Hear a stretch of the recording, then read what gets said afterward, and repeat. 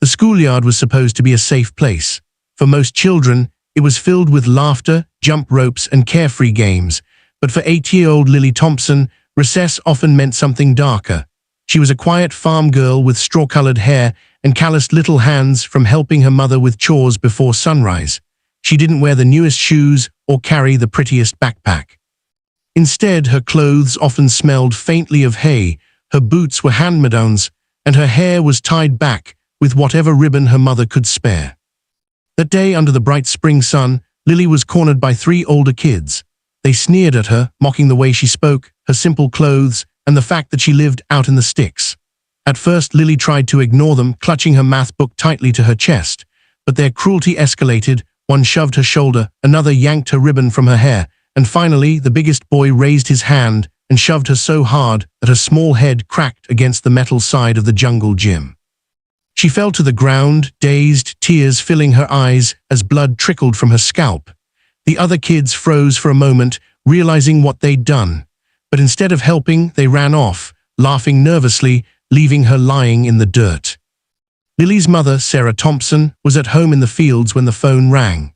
Sarah wasn't just any mother, she was a single parent, a woman who carried the weight of a farm and a child on her back since her husband had died in a tractor accident 3 years earlier. She had built her life on resilience, waking up at dawn, pushing through exhaustion, and teaching Lily to be strong, kind, and unshakable in spirit. When the call came from the school nurse, Sarah's heart stopped. She dropped everything and sped to the school, her boots still muddy from the barn. The moment she walked into the office and saw her little girl with a bandaged head and tear-streaked cheeks, a fire ignited inside her, a fire that came not from anger alone, but from love, and from the deep well of strength that had carried her through life's storms. The principal's office felt small and cold as Sarah sat across from him. The principal fumbled with papers, explaining how children can sometimes be unkind and how these things happen. Sarah's jaw tightened. She knew this wasn't just about kids being unkind. This was about cruelty, neglect, and a system too quick to excuse it. "Do you understand what could have happened to my daughter?" Sarah's voice was calm, but each word carried weight like a hammer striking steel. A head injury isn't something you brush off, and this isn't the first time she's come home with bruises or tears. Where were the teachers? Where was the supervision? The principal shifted uncomfortably. We'll look into it." But Sarah wasn't a woman who settled for empty promises. She stood, holding Lily's hand tightly, and said, "You'll do more than look into it. You'll see the strength of a mother who refuses to let this continue." News of the incident spread quickly through their small town. Many parents had known Sarah for years, respected her hard work and quiet dignity. But now they saw another side of her, the unyielding protector, the mother who had faced tragedy and stood unbroken.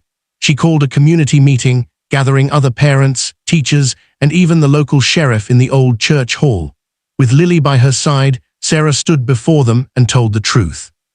Her voice trembled at first, but grew stronger with every word. "My daughter was bullied to the point of being injured, her head smashed against steel. But this isn't just about her. It's about every child who has been shoved, mocked, or left behind while adults looked away. Enough is enough." One by one, other parents began to share their own stories. Children who had cried in silence, families who had worried but never spoken up. The meeting turned into a movement. Sarah's courage gave them permission to raise their voices. The 3 bullies were eventually confronted, not with vengeance, but with accountability. Their parents were required to sit in the same hall and hear the pain their children had caused.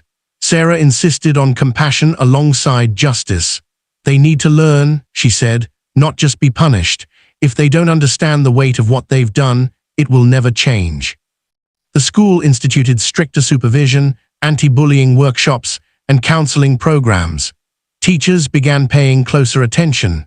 And slowly, Lily returned to school with her head held high, no longer a victim, but a symbol of resilience.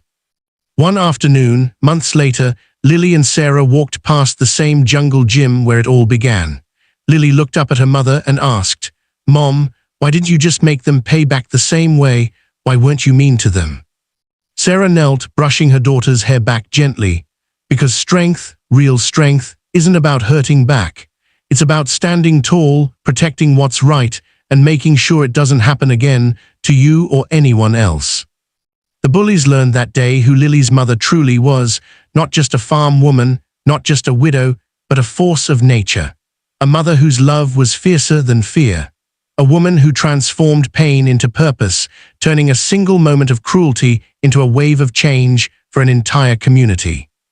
And Lily, she grew up never forgetting that lesson.